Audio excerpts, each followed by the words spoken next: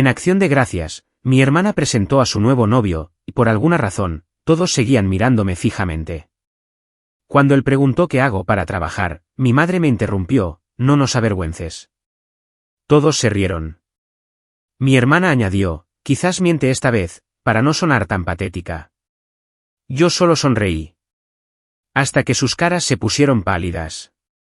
Me llamo Elena Parker.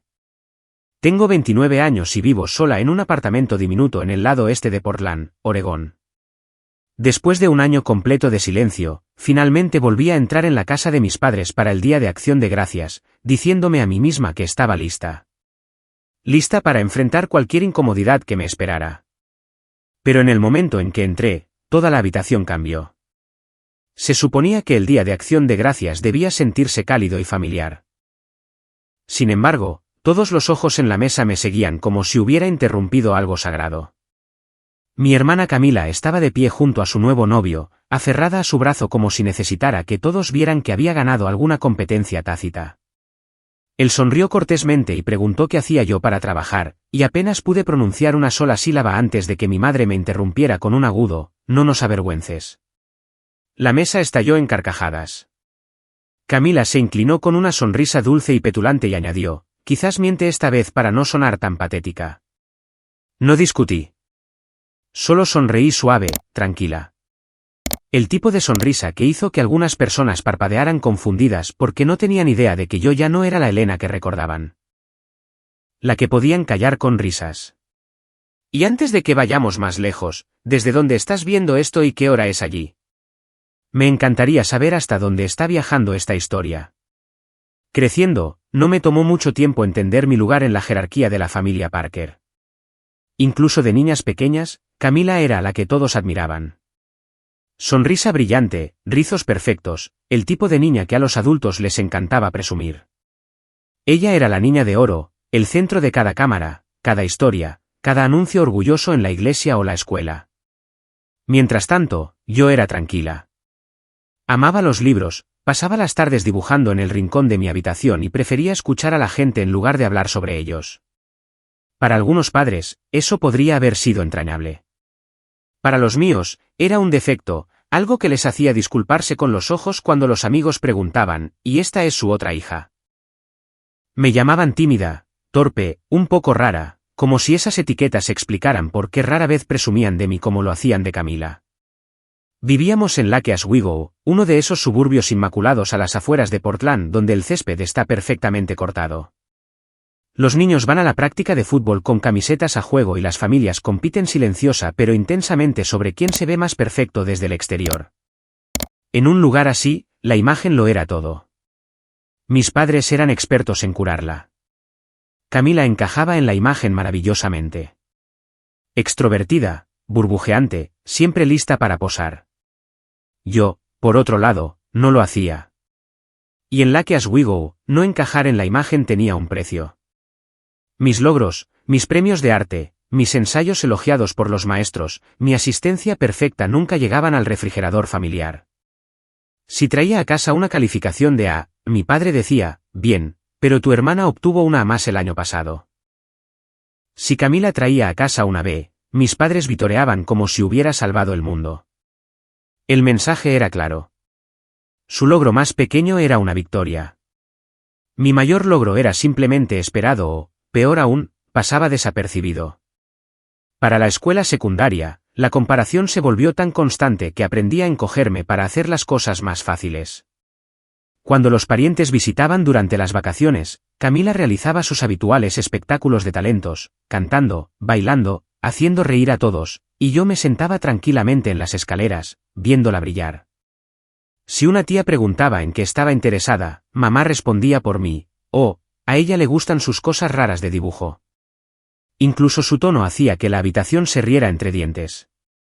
A veces me reía con ellos, fingiendo que no dolía.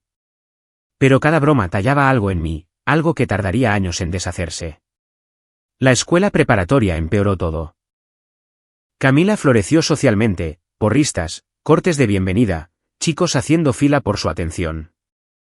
Nuestros padres lo adoraban. Vivían a través de su popularidad como si eso los validara como padres. Ella traía amigos a casa constantemente. Chicas ruidosas con cabello perfecto y confianza perfecta.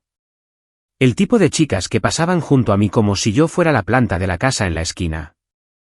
Mamá me decía que me mantuviera fuera del camino cuando Camila era anfitriona porque los adolescentes quieren su espacio. Pero realmente, creo que no quería que los amigos de Camila preguntaran quién era la hermana rara y tranquila. A veces me preguntaba si ella esperaba que olvidaran que yo existía.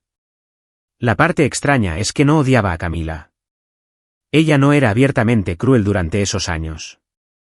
Simplemente fue criada para creer que el mundo giraba a su alrededor. Cuando toda la familia te trata como al sol, creces creyendo que todos los demás solo están orbitando. Ella no veía la forma en que nuestros padres me desestimaban.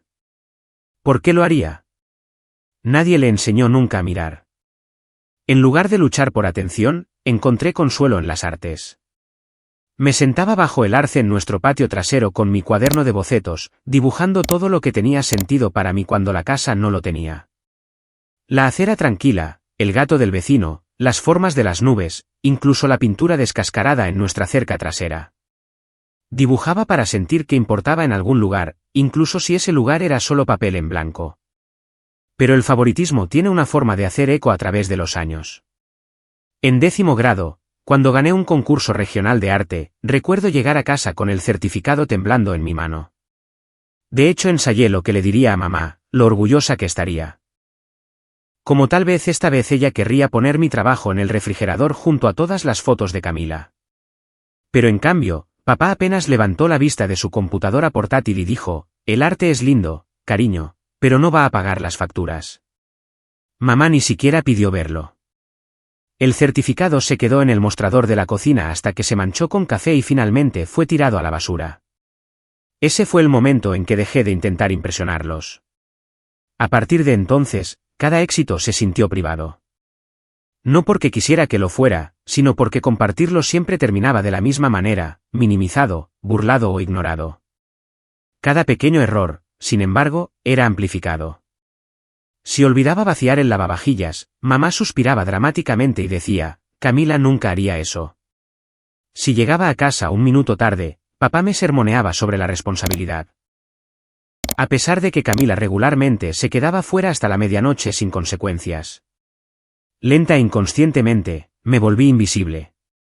No porque no estuviera allí, sino porque eligieron no verme.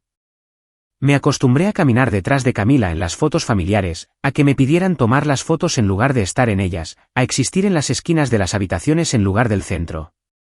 Algunos niños se rebelan cuando se sienten invisibles. Yo me retiré, me fundí silenciosamente en el fondo, diciéndome a mí misma que era más fácil de esa manera. Mirando hacia atrás, esa infancia moldeó todo. El desequilibrio emocional, los años de desestimación silenciosa, el mensaje constante de que siempre sería menos. Esas cosas no te dejan. Se asientan en tus huesos. Te enseñan a esperar el mínimo indispensable de las personas, a disculparte por ocupar espacio, a creer que hablar solo ganará risas o vergüenza. Y durante mucho tiempo, llevé eso a la edad adulta sin darme cuenta. Para cuando me gradué de la escuela preparatoria, la diferencia entre el camino de Camila y el mío ya estaba trazada tan claramente como las carreteras que dividen a Lake Oswego del resto de Portland. Camila estaba destinada a lo que mis padres llamaban un futuro apropiado, una universidad privada, un auto nuevo y brillante el día que cumplió 18 años, y un apartamento completamente amueblado cerca del campus para que pudiera concentrarse en estudiar sin estrés. Mientras tanto, a mí se me animó gentil pero firmemente a ser realista. Esa era la forma cortés de mis padres de decir, no esperes que te ayudemos de la manera en que ayudamos a tu hermana. Y así, no lo hice. Aprendí temprano que depender de ellos era como colocar tu peso sobre una mesa de vidrio agrietada. Parecía lo suficientemente sólida, pero en el momento en que te apoyabas, se hacía añicos. En lugar de irme a alguna pintoresca universidad de 4 años con un dormitorio decorado por tableros de Pinterest, me inscribí en el colegio comunitario de Portland, trabajando turnos nocturnos en una cafetería local para cubrir la matrícula. Mi primer apartamento fue un estudio estrecho y con corrientes de aire en el lado este de Portland. El tipo donde el calentador sonaba ruidosamente en invierno y las ventanas dejaban entrar más aire frío del que bloqueaban. Aún así, era mío, mi espacio. Una pequeña franja de independencia tallada por necesidad. Nadie de casa visitó nunca. Nadie siquiera pidió la dirección. Ocasionalmente, mis padres enviaban mensajes de texto como, espero que estés bien, o no olvides ser responsable. Pero eran mensajes cortos y distantes. El tipo que envías a un conocido lejano, no a tu hija que comienza su vida sola. Las vacaciones pasaron tranquilamente. Los cumpleaños también. Me acostumbré a calentar sopa enlatada a la medianoche después de cerrar el café, estudiando hasta que me ardían los ojos y quedándome dormida en mi escritorio porque el colchón en el piso estaba demasiado frío. La soledad no fue un shock. Fue más como un eco familiar que me siguió desde la infancia. Mientras tanto, la vida de Camila se leía como una fuente de Instagram curada. Ropa nueva, viajes nuevos, amigos nuevos, hitos nuevos. Mis padres publicaban con orgullo cada uno de sus logros, eventos de hermandad, viajes de esquí de fin de semana, su aceptación en un prestigioso programa de mercadotecnia en una universidad privada en California, completo con descripciones como, tan orgullosos de nuestra niña. A veces me preguntaba si se daban cuenta de que tenían 2 hijas, o si les importaba. Aún así, incluso en medio de esos años cuando me sentía pequeña e invisible, había una cosa que me impedía colapsar bajo el peso de ser subestimada, el arte. El mismo arte que descartaron, los bocetos que una vez llamaron raros, se habían convertido en algo más grande. Entre clases y turnos, practiqué diseño gráfico, enseñándome a mí misma a través de tutoriales de YouTube y foros en línea. Cuando mis compañeros de clase se quejaban de las fechas límite, yo me quedaba despierta hasta tarde creando proyectos apasionados para construir un portafolio. En el café, mientras limpiaba los mostradores o preparaba tragos de espresso, veía a los clientes entrar llevando computadoras portátiles cubiertas con pegatinas y logotipos bellamente diseñados y pensaba, quiero hacer cosas así, cosas que la gente lleve consigo. Entonces, un día, un compañero de clase vio mis diseños y dijo, oye, deberías seriamente empezar a cobrar a la gente. Sonó ridículo en ese momento. ¿Cobrar por qué? ¿Por algo que mis padres creían que no tenía futuro? Pero él insistió y terminó convirtiéndose en mi primer cliente. Luego vino otro y otro. Antes de darme cuenta, estaba diseñando logotipos, carteles y paquetes de marca para pequeñas empresas locales, bares de jugos, tiendas de segunda mano, tiendas de tatuajes. No era glamoroso y los pagos eran pequeños, pero cada dólar que ganaba con el diseño se sentía diferente a los que ganaba en el café. El dinero del café pagaba facturas. El dinero del diseño alimentaba mi alma. Nunca les conté a mis padres sobre esto. No porque quisiera ocultarlo, sino porque ya sabía cómo iría la conversación. Diseño gráfico, trabajo independiente, esa no es una carrera real. Elena, ¿por qué no haces algo estable? Estás perdiendo el tiempo con pasatiempos. Y la peor, Camila está trabajando hacia un futuro real. Tú deberías también. Así que me quedé callada. El silencio era más fácil. El silencio significaba que no tenía que ver sus caras tensarse cada vez que hablaba de algo que amaba. Pero el silencio es una cosa peligrosa. Deja que las personas escriban sus propias historias sobre ti. Mi madre asumió que mi silencio significaba que no tenía nada que mostrar. Mi padre asumió que significaba fracaso. Y Camila, ella asumió que significaba que ella había ganado. Pero la verdad era que, mientras me desestimaban, yo estaba construyendo lenta y silenciosamente algo propio. Después de un año, mis clientes crecieron constantemente a través del boca a boca. Una pequeña panadería en el centro me refirió a un estudio de yoga. Ese estudio me refirió a un fotógrafo local. Ese fotógrafo me refirió a una empresa tecnológica emergente que buscaba trabajo de identidad de marca. Para entonces, mis noches las pasaba diseñando hasta el amanecer, rodeada de tazas de café y bocetos a medio terminar, y mis días eran un borrón de correos electrónicos y plazos de proyectos. Estaba agotada, estirada al máximo, apenas equilibrando la escuela y el trabajo, pero estaba viva de una manera que nunca antes lo había estado. Eventualmente, ahorré lo suficiente para alquilar un pequeño escritorio en un espacio de trabajo compartido, un lugar lleno de trabajadores independientes, artistas, codificadores y soñadores que tampoco encajaban en los caminos tradicionales. Por primera vez, sentí que pertenecía a algún lugar. Nadie me miraba como si fuera extraña. Nadie me comparaba con una hermana dorada.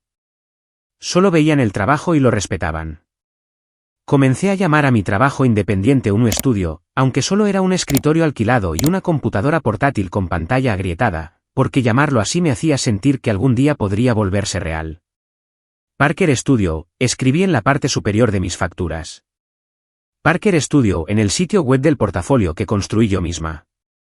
Parker Studio en las tarjetas de presentación demuestra que aún no podía permitirme imprimir. No lo sabía entonces, pero esos primeros años de sobrevivir a duras penas, haciendo malabarismos con 2 trabajos, viviendo de cheque en cheque, estaban formando algo en mí por lo que mis padres nunca podrían tomar crédito. Independencia, resiliencia y un nivel de confianza en mí misma que tuve que plantar y regar yo misma porque nadie más lo haría. Para cuando me gradué con mi título de asociado, mi portafolio de diseño era más fuerte que el de la mayoría de los graduados de 4 años. El trabajo fluía constantemente. Reduje mis horas en el café. Dejé de preocuparme por si mis padres estaban orgullosos de mí porque algo en mí estaba empezando a cambiar lentamente. Y aunque no les dije, aunque no tenían idea de cómo se veía mi vida en realidad, sentí por primera vez que estaba construyendo un mundo donde finalmente importaba. Un mundo donde mi voz no tenía que luchar para ser escuchada. Nadie en casa sabía en quién me estaba convirtiendo. No visitaban. No preguntaban. No les importaba. Y honestamente, esa se convirtió en mi mayor ventaja. Porque a veces lo mejor que te puede pasar es ser subestimada.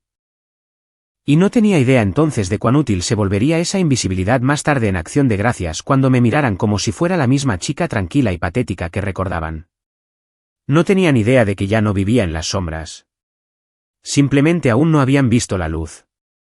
A pesar de todo lo que estaba construyendo por mi cuenta, los clientes, los proyectos nocturnos, el crecimiento lento y constante de Parker Studio, mi lugar en mi familia nunca cambió. Cada día festivo continuaba orbitando alrededor de Camila como si ella fuera el sol y el resto de nosotros viviéramos solo para reflejar su luz. En Navidad, ella elegía el tema, el menú, las decoraciones. En Pascua, organizaba las reservas del brunch y decidía quién se sentaba dónde. En Acción de Gracias, dictaba el código de vestimenta, el horario, incluso qué platos podía traer cada persona. Mis padres siempre la respaldaban, no porque se ganara esa autoridad, sino porque encarnaba la imagen que querían proyectar, pulida, presentable, perfecta. Mientras tanto, a mí me trataban como al mueble callejero que no podían tirar, pero que no querían que los invitados notaran. Cada vez que se acercaba un evento, mamá llamaba a Camila para preguntarle qué llevaba puesto, si necesitaba ayuda con su cabello o uñas, qué quería en la mesa. Conmigo, no había llamadas, ni recordatorios, ni invitaciones. La mitad de las veces me enteraba de que las reuniones ocurrían solo después de ver fotos en línea. Camila con un vestido brillante, mis padres sonriendo junto a ella, la descripción que decía, tiempo en familia, como si su familia consistiera exactamente en 3 personas y una ausencia tácita. Eventualmente, aprendí a no esperar una invitación. No porque no quisiera una, Dios, si quería, sino porque esperar algo de personas que se niegan a verte es una forma garantizada de romperte el corazón. Pero el momento que lo selló llegó un año antes del Día de Acción de Gracias, donde todo explotaría. Era principios de noviembre, frío y lluvioso como siempre es Portland en esa época del año. Estaba saliendo del espacio de trabajo compartido cuando mi teléfono vibró. Un mensaje de texto de mamá. Recuerdo detenerme bajo el toldo, esperanzada por primera vez en mucho tiempo, pensando que tal vez, solo tal vez, estaban contactándome. Pero el mensaje no era una invitación. Ni siquiera era neutral. Decía, este año, la familia quiere que todo se vea perfecto. Solo quédate en casa y descansa, ¿de acuerdo? Traducido al tono inglés cortés de mi madre, significaba, no te queremos allí para arruinar las cosas. Mis dedos se enfriaron. Miré la pantalla durante un largo momento, la lluvia goteando de la capucha de mi chaqueta. Cuando finalmente respondí, traté de darle el beneficio de la duda. ¿Pasa algo malo? ¿Por qué no puedo ir? Su respuesta llegó casi al instante, como si hubiera estado esperando que yo preguntara.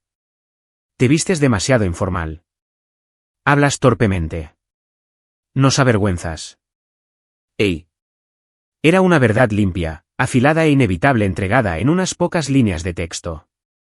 Si me hubiera abofeteado, Habría dolido menos porque esas no eran palabras dichas en un momento de ira. Se dijeron casualmente, enviadas sin dudarlo, escritas con el tipo de familiaridad que proviene de creer algo durante mucho tiempo.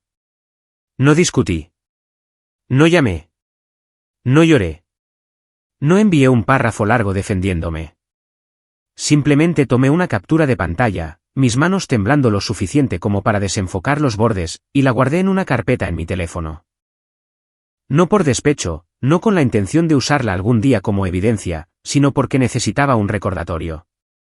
Un recordatorio de que no estaba imaginando cosas. Que la distancia entre nosotros no era mi culpa. Que la razón por la que me sentía no deseada no era una historia que inventé en mi cabeza. Era una que ellos continuaban escribiendo para mí. Esa noche, me senté en el piso de mi pequeño apartamento, con las piernas cruzadas, la computadora portátil todavía abierta del trabajo, y dejé que el silencio llenara la habitación. Un silencio que conocía desde la infancia. Pero esta vez era diferente. No se sentía como el tipo de silencio que te traga entero. Se sintió como un punto de inflexión, como si algo dentro de mí finalmente se hubiera liberado silenciosamente. No planeé una salida dramática de la familia ni ninguna gran declaración. No anuncié que había terminado de intentarlo ni les dije que me habían lastimado. En cambio, simplemente dejé de intentar contactarlos. Dejé de enviar mensajes de texto primero. Dejé de esperar llamadas que nunca llegaban. Dejé de fingir que su aprobación era algo que necesitaba para respirar. Dejé de intentar ganar un asiento en una mesa que nunca se puso para mí. En los meses que siguieron, sucedió algo extraño. La vida se volvió más ligera. Me concentré en el trabajo, en construir conexiones con personas que valoraban lo que yo aportaba a la mesa. Tomé pequeños proyectos independientes y otros más grandes. Me quedaba hasta tarde en el espacio de trabajo compartido, a veces hasta que llegaba el equipo de limpieza, pero el agotamiento se sentía con propósito, no como el cansancio de tratar constantemente de impresionar a personas que miraban a través de mí. Mis padres nunca notaron el cambio. Ni una sola vez enviaron un mensaje de texto para preguntar cómo estaba. Ni una sola vez verificaron si estaba pasando las vacaciones sola.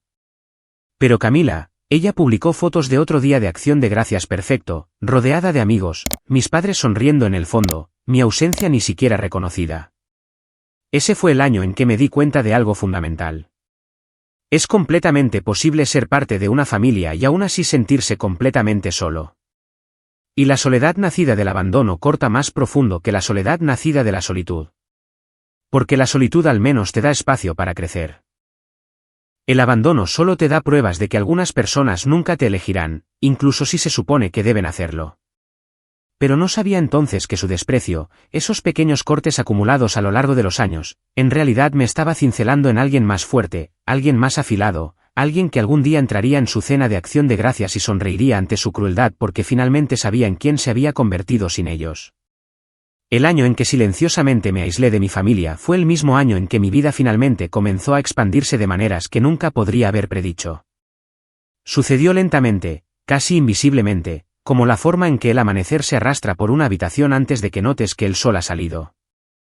Una mañana, abrí mi bandeja de entrada y vi un correo electrónico que parecía tan pulido que pensé que era una estafa. Una empresa de tecnología en Seattle, una startup mediana que creaba software de productividad, quería contratarme para rediseñar toda su identidad de marca. Dijeron que habían visto mi trabajo en la página de Instagram de un estudio de yoga, siguieron el rastro a otros proyectos que había hecho y decidieron que yo era exactamente la voz que querían para su nueva dirección. Al principio, releí el correo electrónico 3 veces, medio esperando que las palabras se reorganizaran en algo más ordinario. Pero no lo hicieron. Era real. Y cuando envié nerviosamente mi cotización propuesta, esperando que negociaran para bajarla a algo humillante, respondieron en minutos, suena bien. ¿Cuándo puedes empezar? El proyecto pagaba más que 3 meses de turnos de café combinados. Más que mi alquiler, más que cualquier cantidad que hubiera visto adjunta a mi nombre. Recuerdo caminar a casa desde el espacio de trabajo compartido esa noche en una especie de aturdimiento, la lluvia de Portland empañando mi chaqueta, pensando, ¿es esto lo que se siente ser vista? A la startup le encantó mi trabajo. A sus inversores también les encantó. Y de repente, mi bandeja de entrada ya no era un rincón tranquilo de Internet. Estaba zumbando. Una aplicación de bienestar se puso en contacto. Luego una firma de contabilidad boutique. Luego una marca de comercio electrónico con sede en Washington que buscaba diseño de empaques. Todas referencias, todas de personas que nunca me habían conocido pero sintieron algo en mi trabajo. Fue extraño, estimulante y doloroso a la vez porque extraños creían en mí de maneras que mi propia familia nunca lo había hecho. A medida que pasaban los meses, comencé a entender algo importante. La habilidad crece cuando la gente te confía una oportunidad, y la confianza crece cuando la gente ve tu valor. A estos nuevos clientes no les importaba lo tranquila que fuera. No les importaban las etiquetas que mi familia me había dado. Les importaba el trabajo, la calidad, las ideas, la claridad. Y por primera vez en mi vida, eso fue suficiente. Luego llegó el correo electrónico que cambió todo. Su nombre era Michael Grant, un veterano de la marca en sus 60 años que había construido docenas de campañas nacionales a lo largo de su carrera. Dirigía una pequeña firma de consultoría en California, pero mantenía una casa en Portland para los veranos.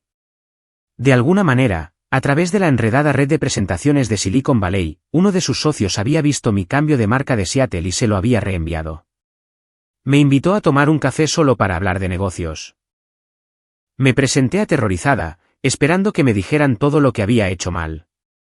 Pero en cambio, pasó toda la reunión haciéndome preguntas reales sobre por qué tomé ciertas decisiones de diseño, hacia dónde me veía yendo, qué tipo de marcas quería construir algún día. Al final, dijo algo que nadie en mi vida me había dicho nunca: tienes una voz, una fuerte. Y si estás dispuesta, te quiero en un proyecto. ¿El proyecto? Crear la marca de un fondo de inversión de California que se preparaba para lanzar una nueva ala de riesgo. Era la oportunidad más grande que jamás había tocado. Dije que sí antes de que terminara la frase. Trabajar con Michael me cambió. Me trató como a una igual, respetó mis ideas, me empujó cuando dudaba de mí misma. Me presentó herramientas profesionales, flujos de trabajo y conexiones de la industria que nunca habría descubierto por mi cuenta. Bajo su guía, Parker Studio pasó de ser un pequeño trabajo secundario independiente a algo real, algo imponente.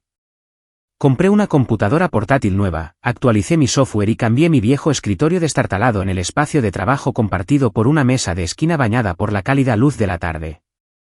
Se sintió como entrar en una nueva versión de mí misma hacia la que había estado creciendo sin darme cuenta. Pero a través de todo esto, no dije una palabra a mi familia.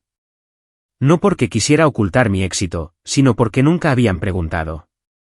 Ni una vez, ni un mensaje de texto, ni una llamada, ni siquiera una curiosidad pasajera. Mi madre todavía asumía que estaba vagando por la vida sin dirección.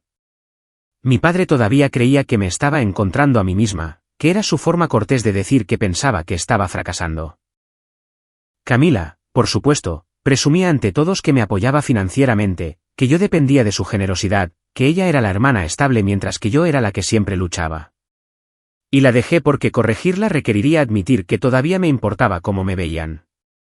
Así que me quedé en silencio. El silencio siempre había sido lo más fácil a su alrededor. Pero fuera de la órbita cada vez más pequeña de mi familia, el mundo se estaba expandiendo. Comencé a viajar, Seattle para una sesión de fotos de un cliente, San Francisco para una conferencia de diseño, Los Ángeles para una consulta que Michael organizó. Cada viaje era otra capa de prueba de que me estaba convirtiendo en alguien diferente de la chica invisible que criaron. Alguien más afilada, alguien capaz, alguien cuyo trabajo importaba. Y con cada hito, algo crecía dentro de mí. No orgullo exactamente, sino una confianza constante y fundamental que no se sentía en nada como la frágil aprobación que solía perseguir de mis padres. Esta confianza era interna, tranquila, pero inquebrantable, construida a partir de noches largas, borradores desordenados, revisiones, fracasos y avances que nadie vio más que yo. Aún así, una pequeña parte de mí se preguntaba, esperaba incluso, si mi familia alguna vez preguntaría, si alguna vez mirarían más allá de la versión de mí que habían congelado en el tiempo, pero nunca lo hicieron. Y tal vez esa fue la pieza final, la comprensión de que mi vida avanzaba con o sin ellos. Que ellos habían elegido no conocerme, y yo finalmente me estaba eligiendo a mí misma. Lo que no sabía entonces, lo que no podía predecir posiblemente, era que todo este crecimiento, todos estos éxitos silenciosos me llevaban directamente a la tormenta que esperaba en el próximo día de Acción de Gracias. La tormenta donde mi silencio se rompería, no con ira, sino con la verdad. La tormenta donde la chica que ignoraron entraría de nuevo en su casa, no como una sombra, sino como alguien a quien ya no podían fingir no ver. Y todo lo que se necesitaría para encender esa tormenta era una sola pregunta del nuevo novio de Camila. Pasó un año completo sin una sola llamada, mensaje de texto o un accidental ¿cómo estás?, de nadie en mi familia. Me había envuelto en el trabajo, en la independencia, en la satisfacción tranquila de no esperar más su aprobación. Y luego, solo 2 semanas antes del Día de Acción de Gracias, mi teléfono vibró con un mensaje en el chat grupal familiar que había silenciado meses antes. Era de mi madre. Seremos anfitriones del Día de Acción de Gracias en casa este año. Esperamos que vengas. Solo preséntate por la noche. La redacción hizo que mi estómago diera un vuelco. No era una invitación. Era una orden, un recordatorio de que para ellos, yo no era una persona con sentimientos o límites. Era un accesorio, un objeto de utilería, algo que podían colocar en una silla para que la foto familiar se viera completa. Miré el mensaje durante horas. Parte de mí quería borrarlo, ignorarlo, fingir que nunca llegó. Pero otra parte, la parte magullada por años de ser dejada de lado, quería ver si algo había cambiado, si la ausencia los había ablandado, si la vida les había enseñado a mirar un poco más de cerca. Sabía la respuesta incluso antes de cruzar su puerta. Pero la esperanza es terca, y a veces perdura en las ruinas mucho después de que todo lo demás se ha derrumbado. Así que fui, no con emoción, ni siquiera con pavor, sino con una extraña calma constante, el tipo que viene cuando ya no esperas nada. En el momento en que entré en la casa, esa calma se agrietó. La sala de estar era cálida, iluminada por bombillas amarillas suaves decoradas con hojas de otoño y velas. Una estética que Camila era famosa por curar obsesivamente. Pero en lugar de darme la bienvenida, la atmósfera se tensó. Las conversaciones murieron a mitad de la frase. Las cabezas giraron. Los amigos de Camila, posados en el sofá como adornos brillantes, me dieron miradas rápidas y evaluadoras. Mi tía sintió cortésmente, pero incluso ella parecía sorprendida de que yo estuviera allí. Se sentía como entrar en la reunión familiar de otra persona, una en la que me había colado accidentalmente. Camila apareció de la cocina, con las mejillas sonrojadas, el cabello peinado perfectamente como siempre, usando un vestido de lana que probablemente costaba más que mi alquiler mensual. Sus ojos se abrieron por un momento, solo una fracción de segundo de sorpresa genuina antes de enmascararla con el mismo deleite performativo que usaba en Instagram. Elena, lo lograste, dijo ella alegremente, como si no hubiera sido ella quien le dijo a la gente durante años que yo era demasiado inestable, demasiado perdida, demasiado desordenada para aparecer en cualquier lugar. Se deslizó por la habitación y arrastró a un chico alto y bien peinado con ella. Este es Evan, dijo con orgullo. Me estrechó la mano con un agarre cálido, estudiándome con amable curiosidad. Entonces, eres la hermana pequeña, dijo, sonriendo. Camila me ha contado mucho sobre ti. Oh. Mi estómago se tensó, no porque él dijera algo incorrecto, sino porque sabía exactamente lo que Camila le había contado. Historias curadas para mantener su imagen brillante. Historias donde yo jugaba el papel de la hermana de bajo rendimiento que ella toleraba gentilmente. Historias que la hacían sentir más grande haciéndome a mí más pequeña. La cena comenzó con las cortesías habituales. Camila presumiendo nuevas joyas, mamá preocupándose por el plato de su novio, papá escuchando a Evan hablar sobre su trabajo en una empresa de logística. Me senté al final de la mesa, la posición que había ocupado toda mi vida, lo suficientemente cerca para estar presente, lo suficientemente lejos para ser irrelevante. No estaba sorprendida. Había esperado que esta dinámica resurgiera en el momento en que entré. Pero lo que sí me sorprendió fue la forma en que la gente seguía mirándome, de reojo, sutilmente, como si esperaran que sucediera algo. Incluso Evan me miró más de una vez, como si estuviera tratando de reconciliar a la verdadera yo con cualquier versión de mí que Camila hubiera descrito. Aproximadamente a la mitad de la cena, cuando el pavo había sido cortado y las copas de vino rellenadas, Evan se volvió hacia mí con una sonrisa cálida y curiosa. Entonces, Elena, preguntó, ¿qué haces para trabajar? Era una pregunta simple y normal, una que había respondido cientos de veces con clientes, colegas, diseñadores, incluso extraños en eventos de networking. Abrí la boca para hablar. Pero la voz de mi madre cortó limpiamente la mía. No, dijo bruscamente. No nos avergüences. El aire se congeló.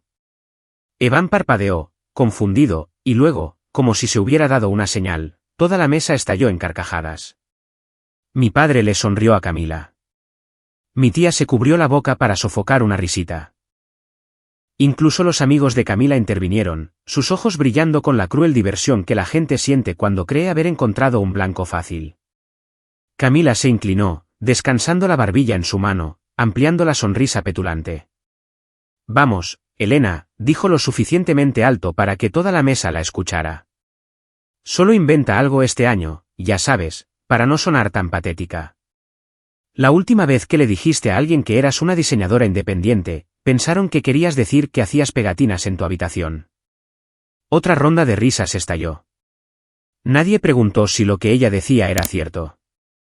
Nadie se preguntó si era hiriente.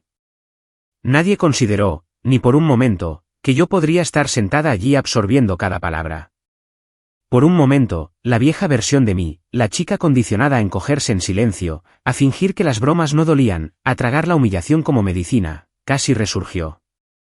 Casi. Pero no me encogí. No tartamudeé. No forcé una risa para hacerlos sentir cómodos. Simplemente levanté la cabeza y sonreí. Una sonrisa pequeña y tranquila, controlada, constante. El tipo de sonrisa que proviene de alguien que sabe algo que el resto de la habitación no sabe. La risa de mi madre vaciló. La sonrisa de Camila se crispó. Los ojos de Evan se entrecerraron ligeramente, la curiosidad convirtiéndose en algo más agudo. Ninguno de ellos sabía que detrás de esa sonrisa había un mundo entero por el que nunca se habían molestado en preguntar. Ninguno de ellos sabía lo que esa única pregunta de Evan estaba a punto de revelar. Y ninguno de ellos, menos que nadie Camila, tenía idea de que estaban a segundos de ver a la versión de mí que creían conocer desmoronarse en polvo. Porque la humillación solo funciona cuando la víctima la cree. Y yo ya no lo hacía. Por un momento después de que la risa se calmó, el comedor zumbó con esa quietud engreída y satisfecha que la gente tiene cuando cree que ha establecido una jerarquía, cuando cree que ha empujado con éxito a alguien de vuelta a su lugar asignado. Pero no me moví. No miré hacia abajo. No busqué mi tenedor ni fingí no haberlos escuchado. En cambio, levanté los ojos lenta y deliberadamente, barriendo la mesa.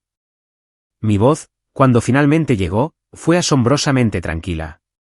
¿Por qué?, pregunté suavemente. Todos me miran como si fuera algún tipo de broma.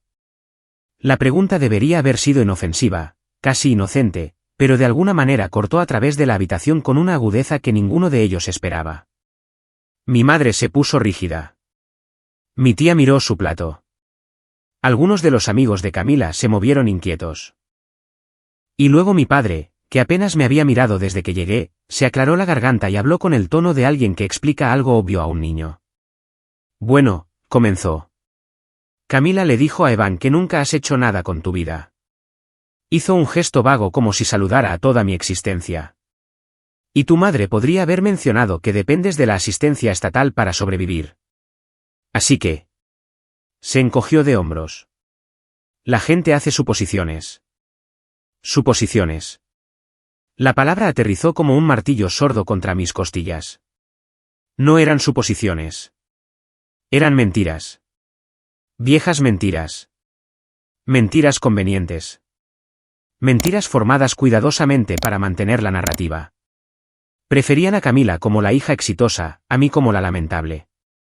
Dejé escapar un suspiro que sonó casi como una risa, tranquila, contenida, pero bordeada con algo que hizo que la parte trasera de la mesa se enderezara. Mi sonrisa no era amplia, pero era precisa, deliberada, controlada, y heló la habitación de una manera que ninguna voz levantada podría hacerlo jamás.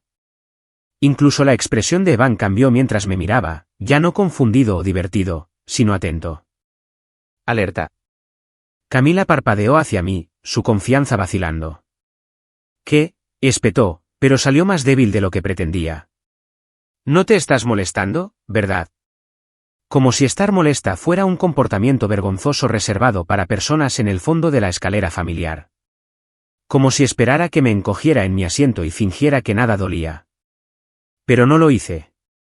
Algo en mí, algo que había pasado años construyendo sola, se elevó por encima del aguijón de sus palabras. Me levanté lentamente, empujando mi silla hacia atrás con un suave raspado contra el piso de madera noble. Toda la mesa se quedó en silencio, de la forma en que un bosque se queda en silencio cuando siente que se acerca una tormenta. No grité. No tiré nada. No pronuncié un discurso dramático. Simplemente dije con cortesía y compostura, discúlpenme un momento. Necesito hacer una llamada. Mi madre frunció el ceño, instantáneamente sospechosa. ¿A quién? Pero no respondí. Me di la vuelta y caminé hacia la sala de estar, cada paso constante y sin prisas. Me vieron irme como si no estuvieran seguros de si estar divertidos o nerviosos. Los ojos de Evan me siguieron por más tiempo. Una vez que llegué al otro lado de la casa, fuera de la vista, pero lo suficientemente cerca para escuchar los débiles murmullos detrás de mí, saqué mi teléfono. Mis manos no temblaban. Mi respiración no vaciló. Se sentía extraño, casi como un momento fuera del cuerpo, como si finalmente hubiera entrado en la versión de mí misma en la que me había estado preparando para convertirme. Marqué un número que sabía de memoria. Sonó 1, 2 veces. Luego una voz cálida y familiar respondió, Elena. No expliqué. No di contexto. No lo necesitaba. Simplemente dije la única frase que cambiaría el resto de la noche. ¿Puedes enviar los documentos ahora? Los necesito aquí. Inmediatamente. No hubo vacilación en el otro extremo. Por supuesto. Dame 10 minutos. 10 minutos. Eso fue todo. Terminé la llamada y miré mi reflejo en la ventana oscurecida. Mi expresión tranquila, casi serena. El tipo de calma que viene cuando finalmente dejas de huir de quien eres. Detrás de mí, la risa se reanudó, no tan fuerte como antes, sino tensa, incierta. No sabían qué pensar de mi reacción.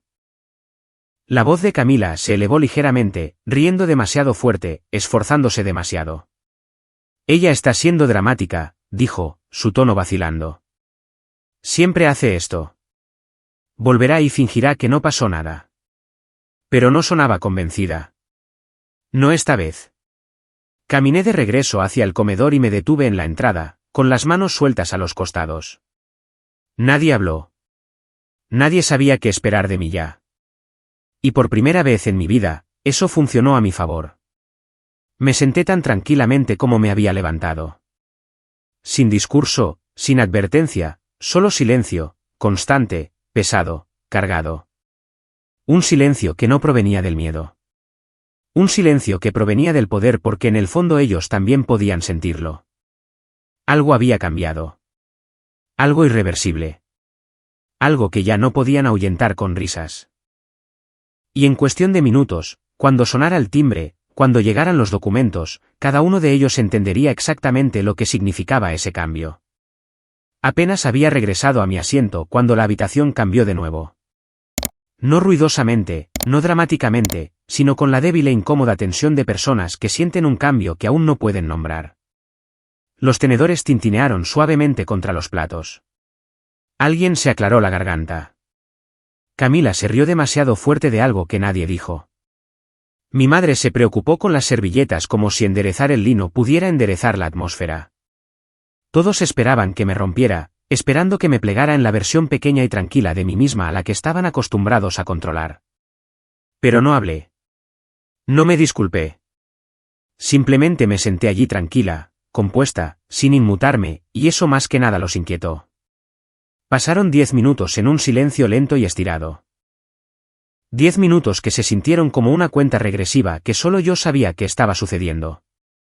Y luego, justo a tiempo, sonó el timbre. Un repique agudo y nítido que cortó el comedor como una cuchilla. Cada cabeza se levantó. Camila se detuvo a mitad de la frase. Incluso el tenedor de mi padre se quedó en el aire. Mi madre frunció el ceño, confundida. ¿Viene alguien más? No, dijo papá, mirando hacia el pasillo. Pero yo sabía. Sabía exactamente qué, o más bien, quién estaba en la puerta. Me levanté con calma y caminé hacia la entrada, mis pasos resonando suavemente en la madera noble. Cuando abrí la puerta, un mensajero con una chaqueta de invierno me tendió un sobre grueso y sellado. Entrega para Elena Parker, dijo, verificando el nombre en su dispositivo portátil. Firmé, le agradecí y cerré la puerta detrás de mí. Cuando me di la vuelta, casi todas las personas en la mesa estiraban el cuello para ver lo que sostenía. ¿Qué es eso?, preguntó Camila, con las cejas levantadas con una curiosidad performativa. Una entrega, respondí simplemente, caminando de regreso a la mesa.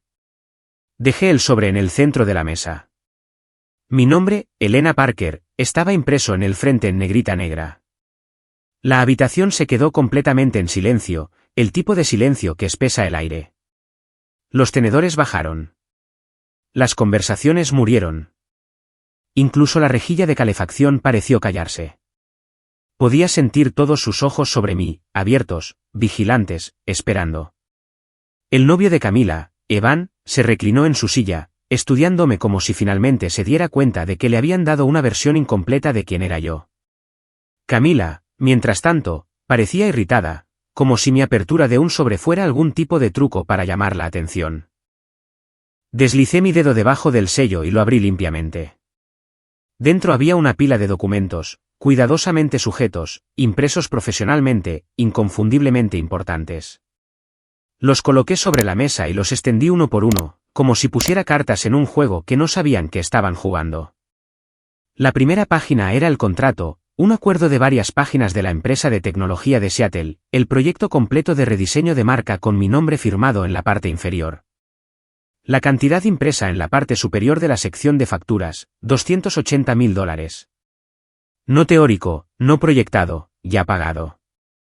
La segunda página, un documento legal que me confirmaba como cofundadora al 20% de una startup de rápido crecimiento actualmente en negociaciones de financiamiento inicial, algo a lo que Michael me había animado a unirme después de ver mis habilidades. La tercera, un correo electrónico del Fondo de Inversión de California dirigido directamente a mí, felicitándome por mi estrategia de marca para su empresa de cartera y señalando en negrita que la dirección de diseño que creé les ayudó a recaudar $8 millones en capital en 2 semanas. No dije una palabra. No tenía que hacerlo. La habitación estaba congelada. Cada rostro rígido, cada respiración contenida. La risa de Camila murió instantáneamente. La mano de mi madre se detuvo en el aire, todavía agarrando su copa de vino. La mandíbula de mi padre se aflojó, la primera grieta visible en su máscara estoica. Y luego, finalmente, alguien habló. ¿Camila? ¿Qué? ¿Qué es esto?, susurró ella, su rostro perdiendo color. ¿Qué? ¿Qué estás haciendo con todo esto? La miré gentilmente, casi amablemente, de la misma manera que alguien podría mirar a un niño que no entiende las reglas de un juego que pensaba que ya había ganado. Esto, dije, golpeando los documentos ligeramente. Esto es mi trabajo. Evan se inclinó hacia adelante ahora, con los codos sobre la mesa, los ojos fijos en mí. ¿Tú hiciste todo esto?, preguntó, con la voz baja con genuino asombro. Asentí. Sí. Mi madre salió de su trance el tiempo suficiente para forzar una risa temblorosa. Elena, detente. ¿Qué clase de tonterías estás trayendo aquí? Pero su voz temblaba porque esto no eran tonterías. Esto era real, impreso, firmado, validado, entregado. Me volví hacia ella, todavía tranquila. Mamá, dije, este es el trabajo que me dijiste que no mencionara. El que dijiste que haría quedar mal a la familia. El que llamaste patético. Su rostro se puso pálido. Mi padre tragó saliva con dificultad. La boca de Camila colgaba abierta en una pequeña O de sorpresa. Reuní las páginas y las golpeé cuidadosamente en una pila. Es gracioso, agregué suavemente, considerando que paga mejor que todos los demás en esta mesa combinados. Algunas personas se estremecieron, pero nadie se rió esta vez. Camila sacudió la cabeza, tartamudeando. No, esto no tiene sentido. Tú no eres la exitosa. Yo lo soy. Yo siempre he. Su voz se quebró. Sonaba como si estuviera discutiendo con la realidad. Mi madre finalmente encontró palabras, susurradas como una confesión. Nunca nos dijiste. Me encontré con sus ojos firmes. Nunca preguntaron. El silencio que siguió no fue incómodo. Fue un despertar. Un ajuste de cuentas. Un cambio que abrió la base de cada mentira que habían construido sobre mí. Y mientras deslizaba los documentos de nuevo en su sobre, una verdad más tranquila y aguda se asentó sobre la mesa como aire frío. En realidad no sabían quién era yo. Nunca lo habían sabido. Por un largo momento, nadie dijo una palabra. Los documentos yacían sobre la mesa como una vena expuesta, palpitando con una verdad que ninguno de ellos había esperado. La habitación se sentía diferente ahora, más pesada, más tranquila, como si el aire mismo se hubiera detenido. Mi madre parecía querer decir algo, pero no podía. Mi padre parecía enojado, pero no sabía hacia dónde apuntarlo. ¿Y Camila? Camila parecía alguien que se daba cuenta lentamente de que el suelo bajo sus talones se estaba derrumbando. Pero la persona que rompió el silencio no fui yo. Fue Evan. Se inclinó hacia adelante, con los ojos fijos en Camila, su voz constante e inquietantemente tranquila. Camila, dijo, me dijiste que has estado apoyando financieramente a tu hermana, que paga su alquiler, que ella no sobreviviría sin tu ayuda. ¿Y? El color se drenó del rostro de Camila como agua derramándose por un desagüe. Su mandíbula se crispó una, dos veces, y luego se congeló. Yo no lo dije así, tartamudeó. Yo solo. Tal vez entendiste mal. Mi padre se volvió bruscamente, entrecerrando los ojos. ¿Le dijiste eso a tu novio? Su tono no era protector. Estaba atónito. Avergonzado. Camila levantó la barbilla, tratando desesperadamente de recuperar la confianza en la que se había envuelto todos los días de su vida. Solo estaba tratando de explicar la situación, insistió. Elena siempre ha sido. Pero la interrumpí gentilmente, no cruelmente, solo con la verdad. Caótica, perdida, desempleada. Incliné la cabeza, sonriendo con una suavidad que la hizo estremecerse. Eso es lo que le dijiste, ¿verdad? Dijiste que te rogaba dinero porque no podía cuidar de mí misma. Nadie respiró. Camila abrió la boca, pero no salió nada. Así que continué con calma. Para parecer una salvadora, le dijiste a la gente que yo no podía pagar mi propio alquiler, que vivía de tu generosidad, que era una carga que cargabas. Sus labios temblaron. Yo no quise decir. Evan se volvió hacia ella, y esta vez no se molestó en ocultar el disgusto, apretando la mandíbula. Si eso es cierto, dijo, con voz aguda. Entonces explícame algo. Metió la mano en el bolsillo de su chaqueta y sacó su teléfono, desbloqueándolo con un solo deslizamiento. Tocó la pantalla un par de veces, luego la giró para que ella la viera. Explica, dijo fríamente. Explica por qué hay un cargo de $6.200 en mi tarjeta de crédito por el sofá que compraste el mes pasado. La habitación se quedó inmóvil. El grito ahogado de mi madre fue lo suficientemente agudo como para cortar vidrio. Mi padre se enderezó en su silla. Y Camila, mi hermosa, perfecta y adorada hermana, se puso pálida desde la línea del cabello hasta la clavícula. Yo puedo explicarlo, susurró. Pero el temblor en su voz la traicionó. Evan no parpadeó.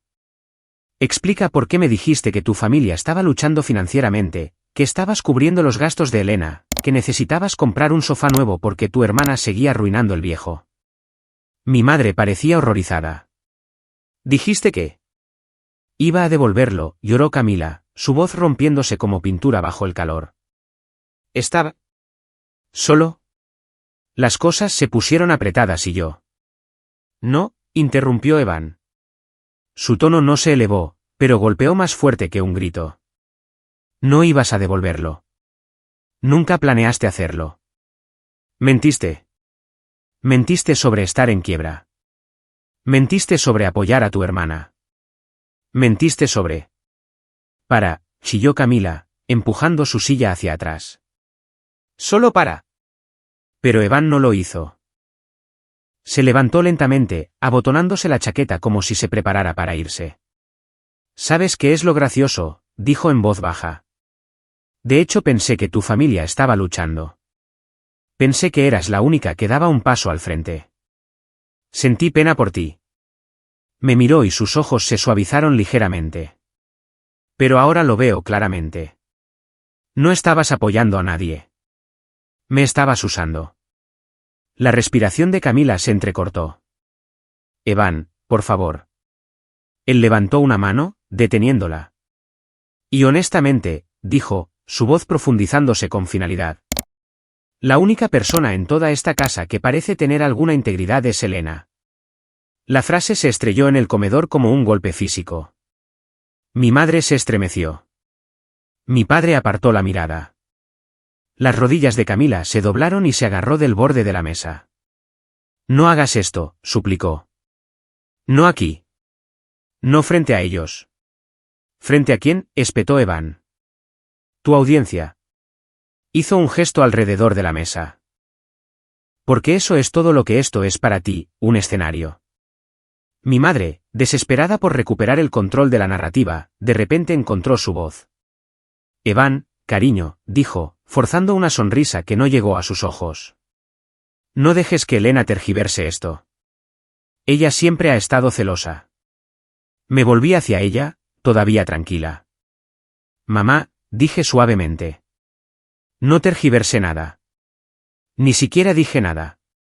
Levanté el sobre ligeramente con las yemas de los dedos. Todo lo que hice fue abrir un paquete. Luego miré directamente a Camila, que estaba temblando ahora, no de miedo, sino de rabia y humillación. Tú, dije gentilmente, hiciste el resto. El rostro de mi madre se puso rojo mientras golpeaba su mano sobre la mesa. ¿Cómo te atreves a dejar que un extraño le hable así a tu hermana?, espetó. ¿Cómo te atreves a sentarte ahí y dejar que sea humillada? Me volví hacia ella, mi voz nivelada, casi compasiva. Mamá, dije. Yo no la humillé. Ella construyó el pedestal. Ella contó las mentiras. Ella se subió a él ella misma. Y ella es la que se cayó. El silencio que siguió fue total, sofocante, ineludible. Por primera vez en toda mi vida, cada persona en esa casa se vio obligada a ver la verdad. No la versión que habían curado, no la narrativa que Camila controlaba, sino la realidad. Y destrozó la imagen que habían pasado años puliendo. Evan no esperó el postre. No esperó a que nadie se calmara o a que Camila recuperara suficiente compostura para hilar una nueva versión de los hechos. Tan pronto como el peso de sus palabras se asentó sobre la mesa como una nube de tormenta, se alejó de su silla, se enderezó la chaqueta y dijo en voz baja, he terminado. Camila extendió la mano instintivamente, como si agarrar su muñeca rebobinara los últimos 10 minutos. Borrara las mentiras, borrara la humillación, pero él se alejó antes de que sus dedos siquiera rozaran su manga. Ella se congeló allí, con las manos suspendidas en el aire, luciendo más sorprendida que desconsolada, como si no pudiera comprender la idea de que alguien, cualquiera, se alejara de ella. Ella siempre había sido la que se iba, la que despedía, la que elegía. Nunca había sido la que se quedaba atrás. Evan, por favor, susurró, con la voz quebrándose. Pero él ni siquiera miró hacia atrás. La puerta principal se abrió, luego se cerró, y el sonido resonó en la casa como un veredicto final. Lo que siguió fue peor que los gritos que generalmente llenaban la casa Parker cuando algo salía mal. Fue silencio, crudo, atónito, incrédulo. El rostro de Camila se arrugó y sin decir una palabra huyó escaleras arriba. Una puerta se cerró de golpe. Un cerrojo hizo clic. Luego llegó el sonido ahogado de su llanto. Mis padres se sentaron a la mesa como si estuvieran pegados en su lugar. Sus expresiones se torcieron en una mezcla de sorpresa, ira y algo más que nunca había visto en ellos antes. ¿Miedo? Miedo al juicio. Miedo a perder el control. Miedo a que la imagen se derrumbara. Se miraron el uno al otro, luego a los documentos que yo había colocado antes, y finalmente a mí, como si buscaran un objetivo, un chivo expiatorio, alguien a quien culpar. Mi padre fue el primero en hablar. Elena, dijo bruscamente. Lo que hiciste esta noche fue innecesario. Lo que yo hice, repetí en voz baja. Mi madre intervino, su voz elevándose con desesperación. Humillaste a tu hermana. La tomaste por sorpresa frente a su novio y nos hiciste parecer ridículos. Dejé escapar un lento suspiro. Todo lo que hice fue abrir un sobre. ¿Sabías lo que estabas haciendo?, espetó mi padre. ¿Lo sabía?, pregunté suavemente. Porque desde donde estoy sentada, Camila es la que mintió. La que usó la tarjeta de crédito de otra persona. La que me pintó como un caso de caridad para poder parecer una heroína. No dijeron nada. No porque estuvieran de acuerdo, sino porque no tenían refutación, ni excusa, ni ángulo que pudieran torcer. Y así, al verdadero estilo Parker, recurrieron a la única respuesta que entendían. Cúlpame de todos modos. Tu hermana está sufriendo, siseó mamá. Ella se lo buscó, respondí. La temperatura en la habitación bajó. Los labios de mi madre se apretaron. Mi padre se alejó de la mesa, caminando de un lado a otro como un hombre que busca un argumento lo suficientemente fuerte como para revivir una narrativa que colapsa. Pero no había uno. No esta noche. La fachada se había agrietado demasiado profundamente. La imagen que les importaba más que sus propias hijas se les escapaba de las manos, y por una vez no era mi culpa, y lo sabían. Cuando me levanté para irme, mi madre intentó un último intento de control. No te vayas, espetó. Necesitas arreglar lo que causaste. Me detuve en el borde del comedor, girando lo suficiente para encontrar sus ojos. Yo no causé esto, dije en voz baja.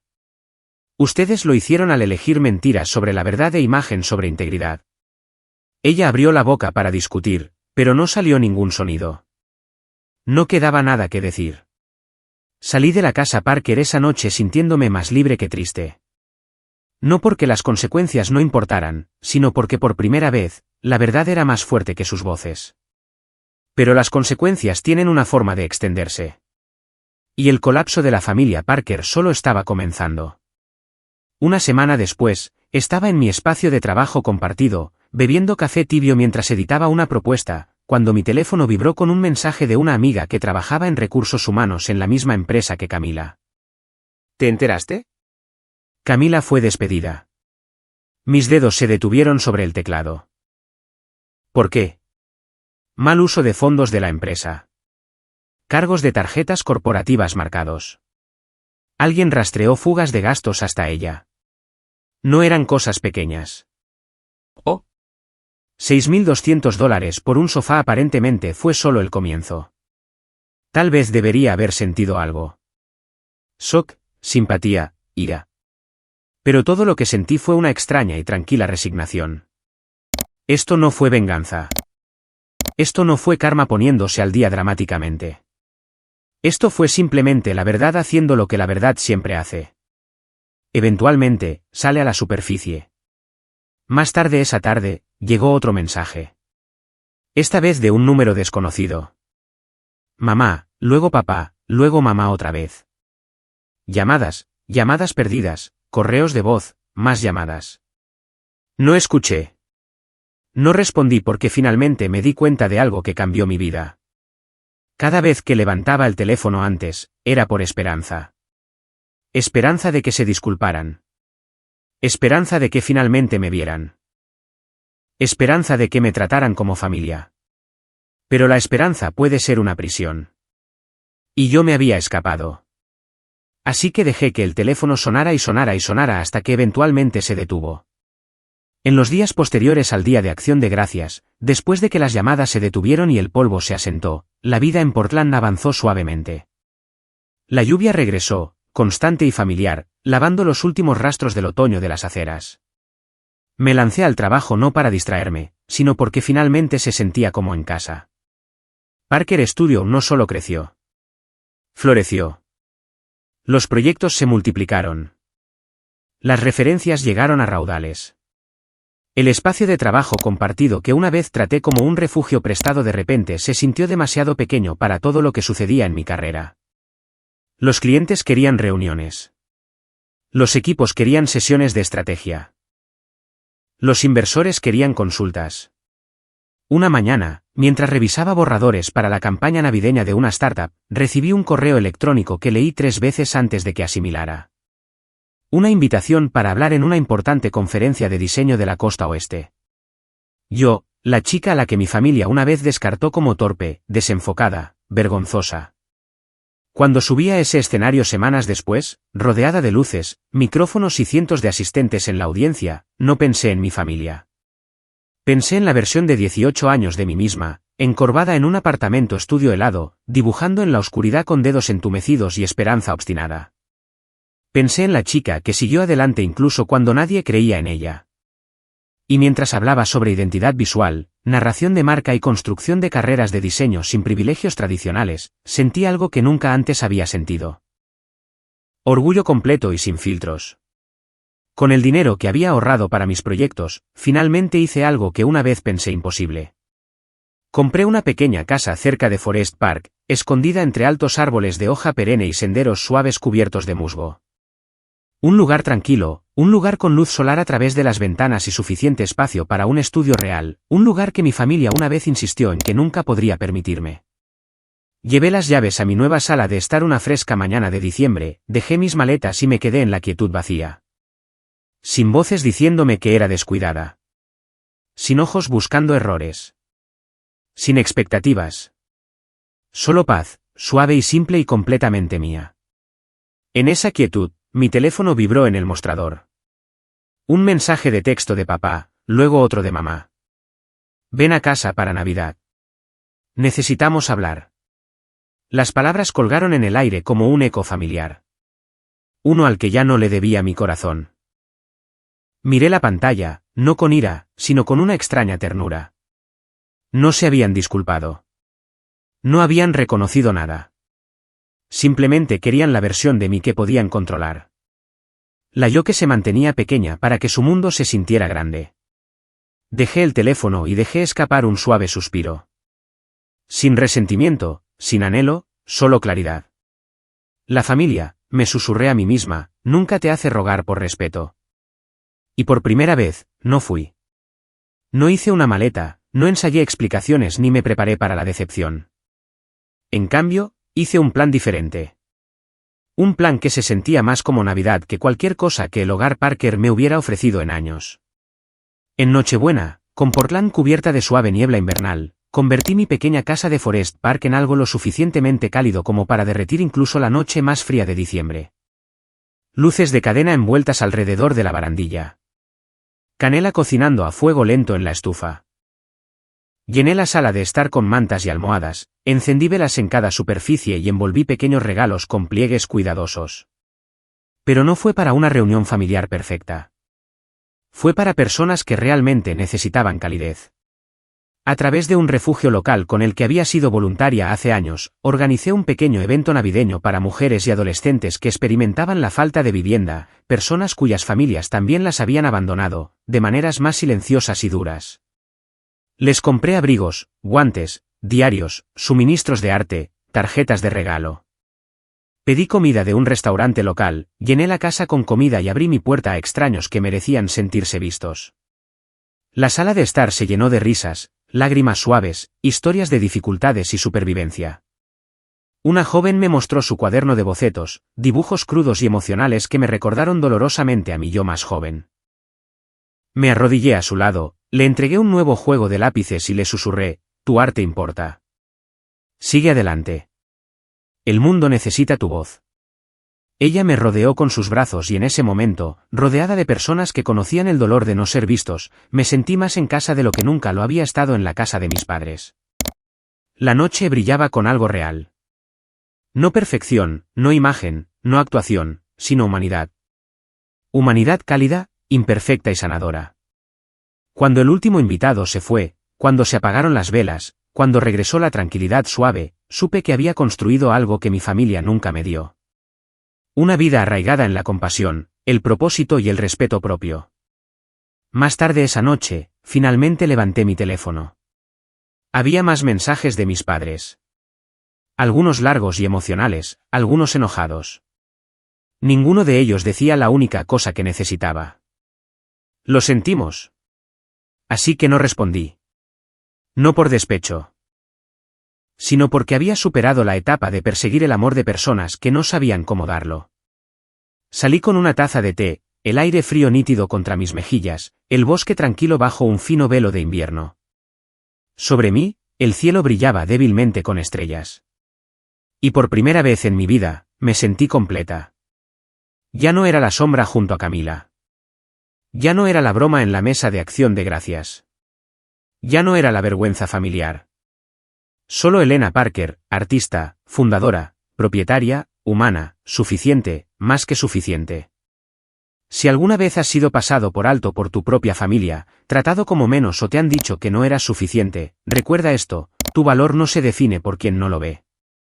Se define por en quién eliges convertirte. Y tienes permitido alejarte para proteger tu paz. Antes de que te vayas, dime en los comentarios, ¿desde qué estado de los Estados Unidos estás viendo esto o qué país? Me encantaría saber hasta dónde viajó esta historia. Y quiero que sepas que donde sea que estés, no estás solo.